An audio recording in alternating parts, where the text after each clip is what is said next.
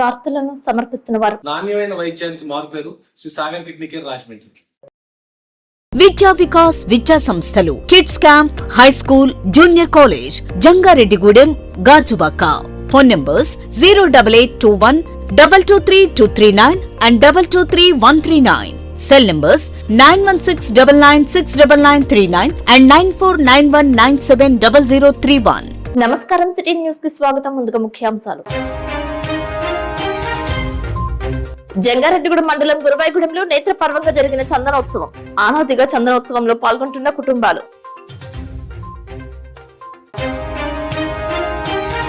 మచిలీపట్నం నియోజకవర్గ వైఎస్ఆర్సీపీ పరిశీలకులుగా నియమితులైన ఆ పార్టీ రాష్ట్ర కార్యదర్శి జట్టి గురునాథరావు జగన్మోహన్ రెడ్డిని మర్యాదపూర్వకంగా కలిసిన గురునాథరావు.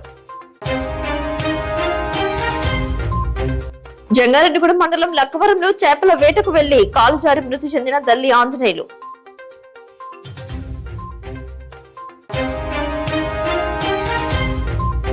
జంగారెడ్డిగూడెంలో ఆకస్మికంగా ఈదురుగాలులు, దంచి కొట్టిన వాన, నేల కొరిగిన వృక్షాలు.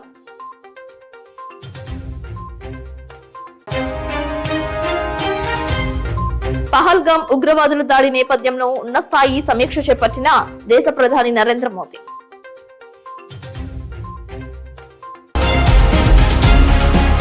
ప్రపంచ వ్యాప్తంగా సింహాచలం లక్ష్మీ నరసింహస్వామి చందనోత్సవం అంటే ఎంతో గుర్తింపు ఉంటుంది. శ్రీ వరాహ లక్ష్మీ నరసింహస్వామి నిజరూప దర్శనం అంటే అత్యంత వైభవంగా జరుగుతోంది. వేలాది మంది స్వామివారి దర్శనానికి తరలి వస్తుంటారు, మొక్కులు చెల్లిస్తారు. ఆలయ ఆనువంశిక ధర్మకర్త అశోక్ గజపతిరాజు దంపతులు స్వామివారికి తొలి చందనం సమర్పించారు. కుటుంబ సమేతంగా అశోక్ గజపతిరాజు అప్పన్న స్వామిని దర్శించుకున్నారు. వారితో పాటు అధికారులు, ప్రజాప్రతినిధులు స్వామివారిని దర్శించుకున్నారు. అప్పన్న కొండపై అకాల వర్షం కురిసినప్పటికీ లెక్క చేయకుండా భారీ స్థాయిలో స్వామివారిని దర్శించుకునేందుకు భక్తులు తరలివచ్చారు. శ్రీ వరాహలక్ష్మి నరసింహస్వామిని దర్శించుకుని తరించారు.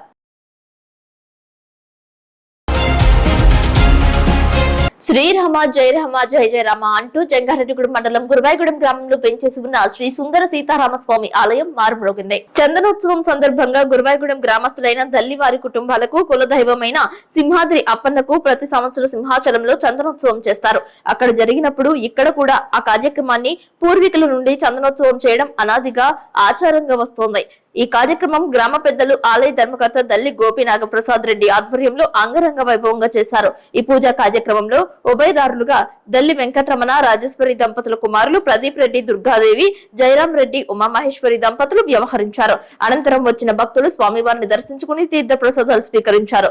స్వయంగా గంధపు చెక్కలతో వచ్చిన సుగంధ పరిమళంతో సీతారామచంద్ర స్వామి ఉత్సవ విగ్రహాలకు గంధోత్సవం చేశారు. ఈ కార్యక్రమాన్ని కనులారా తిలకించడానికి భారీ స్థాయిలో గ్రామస్తులు తరలి వచ్చారు. శాస్త్రోక్తంగా నిర్వహించిన చందనోత్సవం చూపరులను ఎంతో ఆకట్టుకుంది. గోవింద నామస్మరణ చేశారు. ఈ సందర్భంగా గ్రామానికి చెందిన యమున మాట్లాడుతూ సింహాచలం వెళ్లలేకపోయినప్పటికీ గురవాయిగూడెంలో కనులారా చందనోత్సవం వీక్షించడం పూర్వజన్మ సుకృతంగా భావిస్తున్నట్లు తెలిపారు. గురవాయిగూడెం గ్రామం శ్రీ సుందర సీతారామస్వామి ఆలయంలో మా పూర్వీకుల నుంచి వస్తున్న ఆచారం ప్రకారం సింహాద్రి అప్పన్న గారి చందనోత్సవం రోజున మా గ్రామంలో కూడా ప్రతి సంవత్సరం ఆ ఉత్సవాన్ని ఘనంగా చేయడం జరుగుతుంది. ఆ రోజు మొత్తం గ్రామస్తులందరూ కూడా ఇక్కడ పూజలు నిర్వహించి అన్నప్రసాదం స్వీకరించి అందరూ కూడా పూర్తిగా పూజ చేసిన తర్వాత ఇంటికి వెళ్ళడం జరుగుతుంది. ఒక బృహత్తర కార్యక్రమానికి గ్రామస్తులు, గ్రామ పెద్దలు అందరూ కూడా వారి యొక్క సహాయ సహకారాలతో ఘనంగా నిర్వహించడం జరుగుతుంది. ప్రతి సంవత్సరం ప్రతి సంవత్సరం కూడా దినదిన ప్రవర్తమానంగా ఘనంగా చేయడం జరుగుతుంది. రాబోయే రోజుల్లో కూడా ఇంకా ఘనంగా జరుగుతుందని ఆశిస్తున్నాం. పశ్చిమ ఏజెన్సీ ప్రాంతంలో ఉరుములతో కూడిన భారీ వర్షం పడింది. ఒక్కసారిగా మేఘవృతం దట్టమైన కారు మబ్బులతో దర్శనమిచ్చింది. ఈదురుగాలులతో కూడిన భారీ వర్షం కురవడంతో దారి కనబడి పరిస్థితి ఏర్పడింది. వర్షం కారణంగా ప్రజలు తీవ్ర ఇబ్బందులు పడ్డారు. కల్లాల్లో ఆరేసిన ధాన్యం, పొగాకులు కాపాడేందుకు బరకాలు, తారుబల్లలు పట్టుకుని పరుగులు తీసిన దృశ్యాలు కనిపించాయి. మంగళవారం సాయంత్రం నుంచి రాత్రి 8 గంటల వరకు విద్యుత్ కు అంతరాయం ఏర్పడింది. యుద్ధ ప్రాతిపదికన సంబంధిత శాఖాధికారులు చర్యలు చేపట్టారు. నేల కొరిగిన వృక్షాలను తొలగించడం వంటి పనులు చేశారు. మున్సిపల్ కమిషనర్ కొమ్మినేని వెంకటరమణ ఆధ్వర్యంలో పట్టణంలో పలు ప్రాంతాలలో వృక్షాల కొమ్మలను తొలగించారు. పగలు ఎండవేడిమితో ఉన్న వాతావరణం కాస్త సాయంత్రం అయ్యేసరికి చల్లని గాలులతో కూడిన వర్షభావ పరిస్థితులు ఏర్పడ్డాయి. పలు చోట్ల హోర్డింగ్స్ పడిపోగా మామిడి, జీడిమామిడి పండ్లు సైతం నేలరాలాయి. దీంతో ఆరుగాలం కష్టించి పండించిన ఫలసాయం చేతికి వచ్చేసరికి నేల పాలవడంతో కర్షకులు ఆవేదన వ్యక్తం చేస్తున్నారు. జంగారెడ్డిగూడెంలో గోకుల తిరుమల పారిజాతగిరిలో అష్టదళ పాద పద్మారాధన నేత్రపర్వంగా నిర్వహించారు. బంగారు పుష్పాలతో పూజ కలియుగ దైవం వెంకటేశ్వర స్వామికి చేశారు. భక్తులు విశేష సంఖ్యలో పాల్గొని స్వామివారి తీర్థ ప్రసాదాలు స్వీకరించి దర్శించుకున్నారు. మంగళవారం ఉదయం 10 గంటలకు స్వర్ణ పుష్పార్చనలో భీమవరం చెందిన చింతలపాటి వెంకటరామరాజు కుటుంబ సభ్యులు, గన్నవరానికి చెందిన శ్రీనివాస్ కుటుంబ సభ్యులు, ఆలయ అభివృద్ధి కమిటీ సభ్యులు రెడ్డి రంగాప్రసాద్, వాస్వి సాయి నగేష్, పేరుచర్ల జగపతిరాజు కుటుంబ సభ్యులు పాల్గొన్నారు. ఈ పూజా కార్యక్రమంలో పాల్గొన్న భక్తులకు ఆలయ అర్చకులు నల్లూరి ఋషికేష్ కుమారాచార్యులు, రాఘవాచార్యులు స్వామివారి వేదాశీస్సులు అందజేసి స్వామివారి శేషవస్త్రాలు, ప్రసాదాలతో ఆలయ అభివృద్ధి కమిటీ సభ్యులు పేరుచర్ల జగపతిరాజు సన్మానించారు. ప్రతి మంగళవారం శ్రీ స్వామివారి అష్టదళ పాద పద్మారాధన అనగా స్వర్ణ పుష్పార్చన 108 బంగారు పుష్పాలతో నిర్వహించడం జరుగుతుందని ఆలయ ఈవో మానికల రాంబాబు తెలిపారు.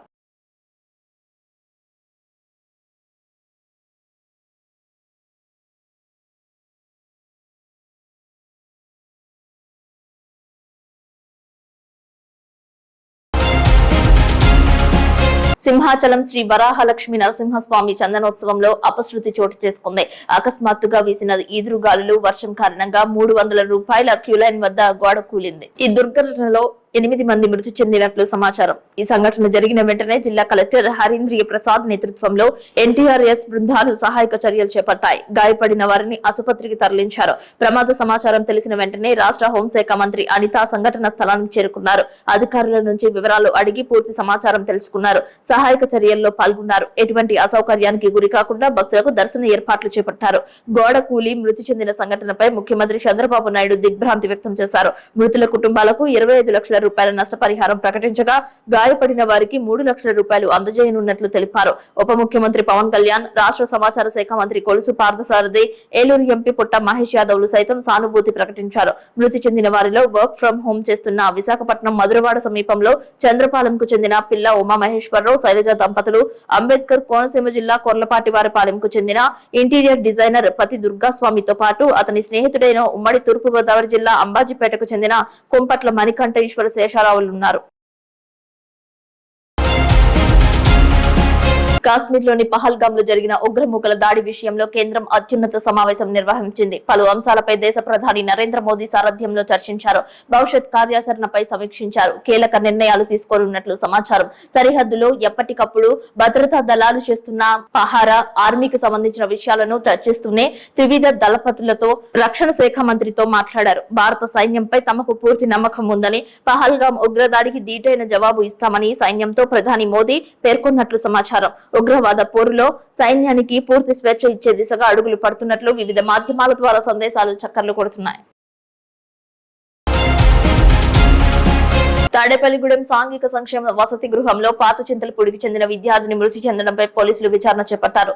నర్సింగ్ విద్యార్థిని మృతిపై పూర్తి స్థాయిలో వివరాలు తెలియాల్సి ఉంది. 21 సంవత్సరాల విద్యార్థిని మృతి చెందడంతో అటు గ్రామంలోనూ ఇటు కళాశాలలోనూ విషాద ఛాయలు అలుముకున్నాయి.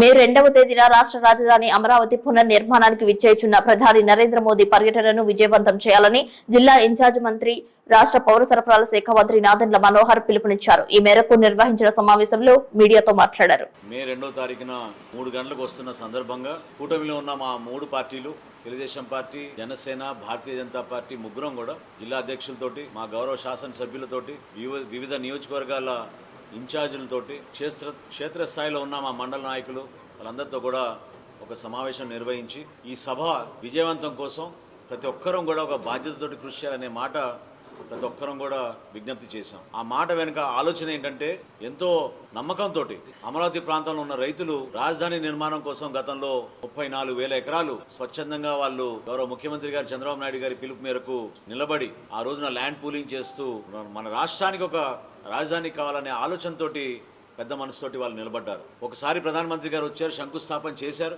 అనేక కార్యక్రమాలు మొదలై ముందుకెళ్తున్న తరుణంలో ప్రభుత్వం మారగానే చాలా మూర్ఖంగా వైఎస్ఆర్సీపీ ప్రభుత్వం అమరావతి నిర్మాణాలు మానేసి ఆ రోజు ఒక వితంతవాదంతో 3 రాజధానులు నిర్మాణం చేస్తామనే ఒక కార్యక్రమం ప్రజల్ని మభ్యపెట్టడానికి కోసం ప్రయత్నించారు. కానీ ఎవరు కూడా నమ్మలేదు. అక్కడ ఉన్న రైతులు ఎంతో బాధతోటి వాళ్ళు ప్రభుత్వం పైన నమ్మకం ఏ విధంగా వాళ్ళు భూమిని ఇచ్చారో కోల్పోయామనే ఆవేదన వాళ్ళకు ఉన్నా కూడా సహనంతో వాళ్ళు ఉద్యమాలు చేస్తూనే ఉన్నారు. ఈ సందర్భంగా 3 పార్టీల నాయకులు, క్షేత్రస్థాయిలో ఉన్న మా కార్యకర్తలు అందరూ కూడా ఈ సభ విజయవంతం అవ్వాలనే కృషి చేయడానికి కోసం ప్రతి ఒక్కరం కూడా ఒక నిర్ణయం తీసుకున్నాం. ఏ విధంగా గౌరవ ముఖ్యమంత్రి గారు, ఉప ముఖ్యమంత్రి గారు పవన్ కళ్యాణ్ గారు, నరేంద్ర మోడీ గారిని మనం ఘనంగా స్వాగతించాలి, అద్భుతమైన కార్యక్రమం చేయాలని వాళ్ళు మాకు సూచించారు. దాని మేరకు ఈ కార్యక్రమం సక్సెస్ అవడానికి కోసం మన ఏలూరు జిల్లా నుంచి అధిక సంఖ్యలో పాల్గొనాలని మేమందరం కూడా ఒక నిర్ణయం తీసుకున్నాం. కేవలం ప్రభుత్వ కార్యక్రమే కాదు, పార్టీల పరంగా కూడా మాకు బాధ్యత ఉంది. తెలుగుదేశం పార్టీ గతంలో ఏ విధంగా నిర్మాణం ప్రారంభించారో, దీనికి మద్దతుగా జనసేన పార్టీ ఏ విధంగా నిలబడిందో, అదే విధంగా భారతీయ జనతా పార్టీ నుంచి ఈ రోజున కనివిన రీతిలో నరేంద్ర మోడీ గారు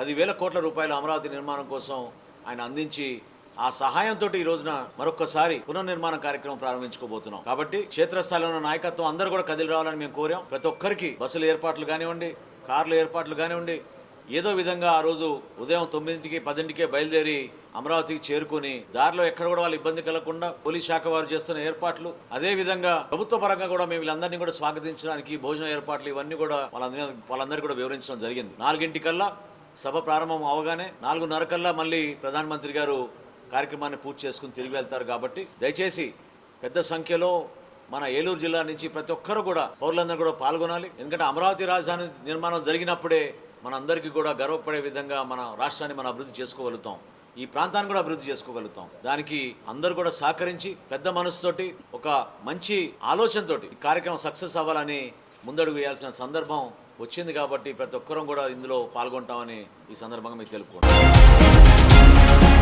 జంగారెడ్డిగూడెం మండలం లక్కవరం గ్రామానికి చెందిన 45 సంవత్సరాల దల్లి రామాంజనేయుల మృతదేహాన్ని గుర్తించారు. లక్కవరం పరిధిలో ఉన్న ఎర్ర కాలువలో చేపలు పట్టడానికి వెళ్లి కాలు జారి పడిపోయినట్లు తెలియజేస్తున్నారు. కాలువలో మృతదేహం తేలడంతో ఒడ్డుకు చేర్చారు. మంగళవారం మధ్యాహ్నం గుర్తించినట్లు తెలియజేశారు. మృతుడికి భార్య, 2 పిల్లలు ఉన్నారు. దీంతో లక్కవరంలో విషాద ఛాయలు అలుముకున్నాయి. ఇప్పుడు కాసేపు ప్రకటనలు. ఏమండి, కిడ్నీ వైద్యం ఖరీదైందని బాధపడుతున్నారా?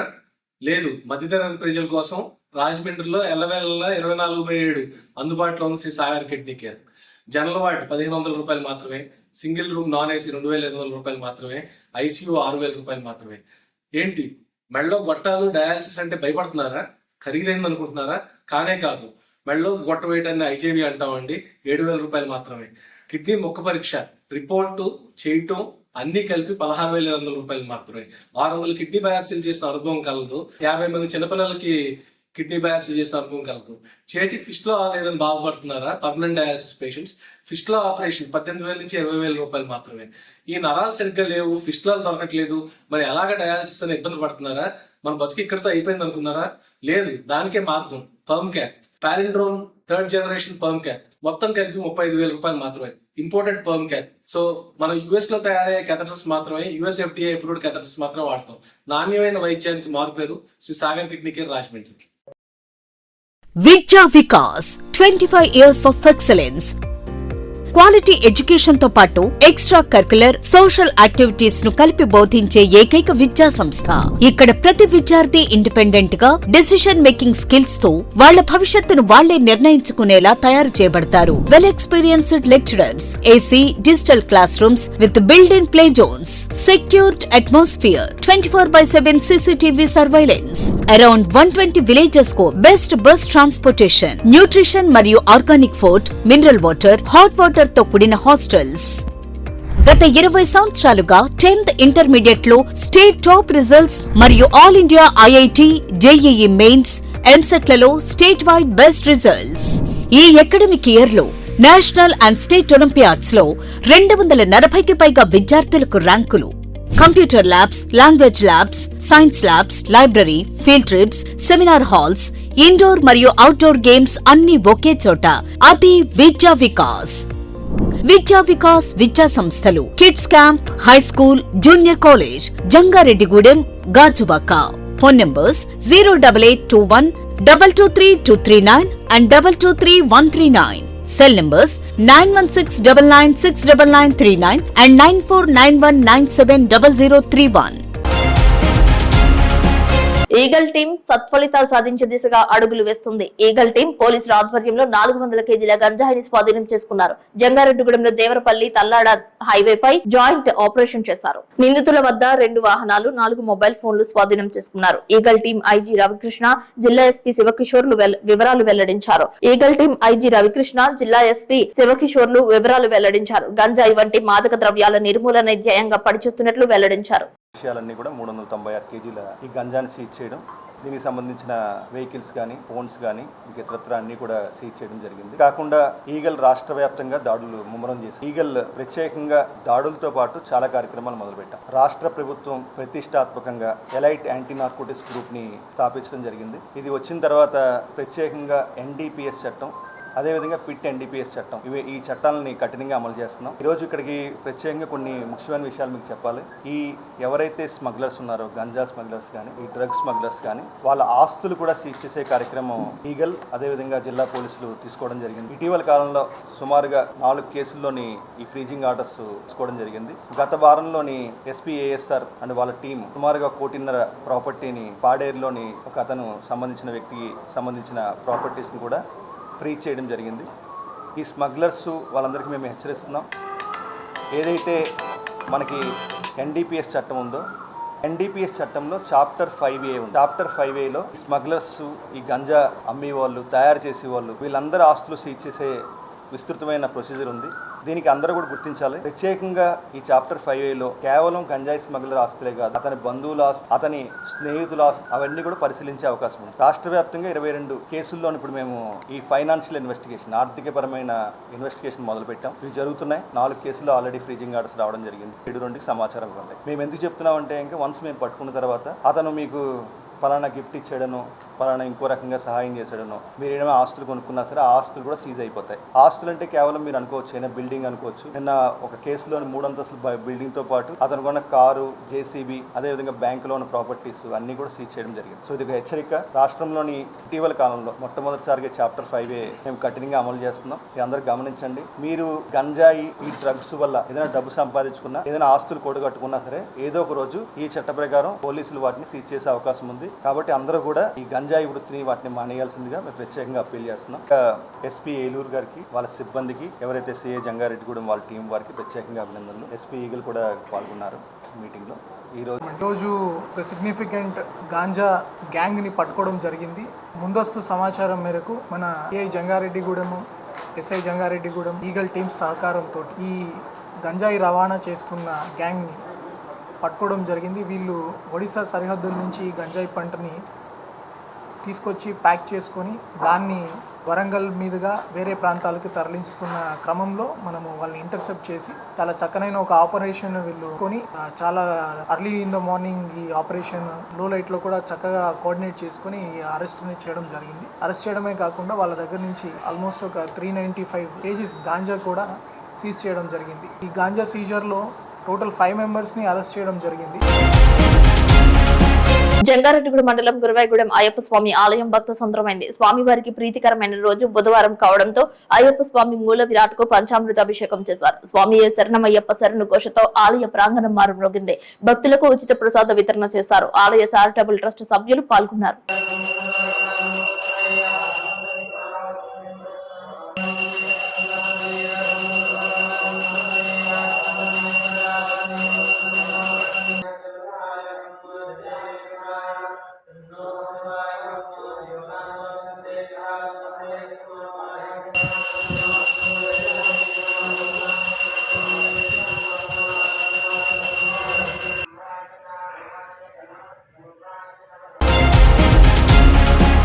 భారత దళిత సేవ జాతీయ కార్యవర్గ సమావేశాలను ఈ నెల 9వ తేదీన విజయవాడ అంబేద్కర్ భవన్ లో నిర్వహించనున్నట్లు బీడీఎస్ జాతీయ అధ్యక్షులు డాక్టర్ ఈబీ స్వామి, కార్యదర్శి డాక్టర్ అలుగు ఆనంద్ శేఖర్లు తెలిపారు. ప్రియదర్శిని కళాశాలలో భారత దళిత సేన జాతీయ కార్యవర్గ సమావేశాల గోడ పత్రికలను ఆవిష్కరించారు. ఈ సందర్భంగా జాతీయ అధ్యక్షులు స్వామితో పాటు కార్యదర్శి అలుగు ఆనంద్ శేఖర్ మీడియాతో మాట్లాడారు.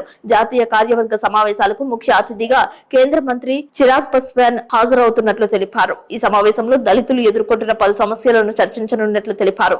ఇటీవల పహల్గామ్ లో జరిగిన ఉగ్రవాదుల దాడిని ఖండించారు. బీడీఎస్ జాతీయ ప్రధాన కార్యదర్శి, సుప్రీంకోర్టు సీనియర్ న్యాయవాది డాక్టర్ జాన్, ఏపీ అధ్యక్షులు సరేల విజయ్ ప్రసాద్, తెలంగాణ అధ్యక్షులు మాజీ ఐఆర్ఎస్ అధికారి మహేష్ రాజు, గౌరవ అధ్యక్షులు బిషప్ రత్నకుమార్ హాజరవుతున్నట్లు చెప్పారు. వివిధ రాష్ట్రాల నుంచి సుమారు 200 మంది ప్రతినిధులు హాజరు కానున్నట్లు స్పష్టం చేశారు. ఈ కార్యక్రమంలో గూడపాటి వెంకటేశ్వరరావు, కాటం ప్రసాద్, బాతుల వేణు, పొడేటి సత్యనారాయణ, ఎం రమ్య, జోడాల గిరిబాబు, బోడా వెంకటేశ్వరరావు, గంజి మరియమ్మ, రాజు, రవి, జ్యోతి, మానుకొండ కిషోర్ తదితరులు పాల్గొన్నారు.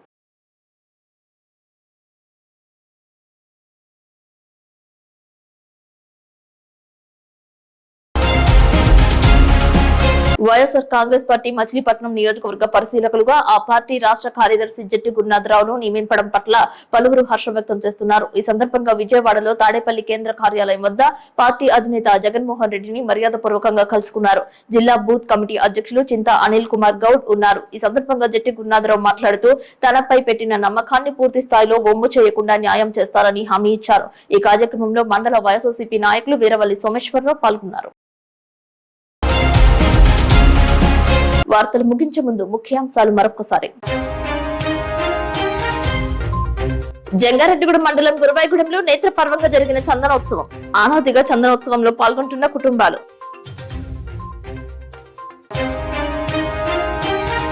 మచిలీపట్నం నియోజకవర్గ వైఎస్ఆర్సీపీ పరిశీలకులుగా నియమితులైన ఆ పార్టీ రాష్ట్ర కార్యదర్శి జట్టి గురునాథరావు జగన్మోహన్ రెడ్డిని మర్యాదపూర్వకంగా కలిసిన గురునాథరావు. జంగారెడ్డిగూడెం మండలం లక్కవరంలో చేపల వేటకు వెళ్లి కాలు జారి మృతి చెందిన దల్లి ఆంజనేయులు.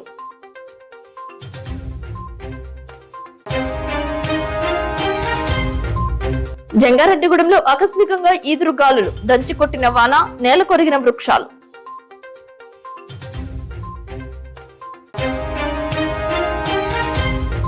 పహల్గామ్ ఉగ్రవాదుల దాడి నేపథ్యంలో ఉన్న స్థాయి సమీక్ష చేపట్టిన దేశ ప్రధాని నరేంద్ర మోదీ. వార్తలు సమాప్తం.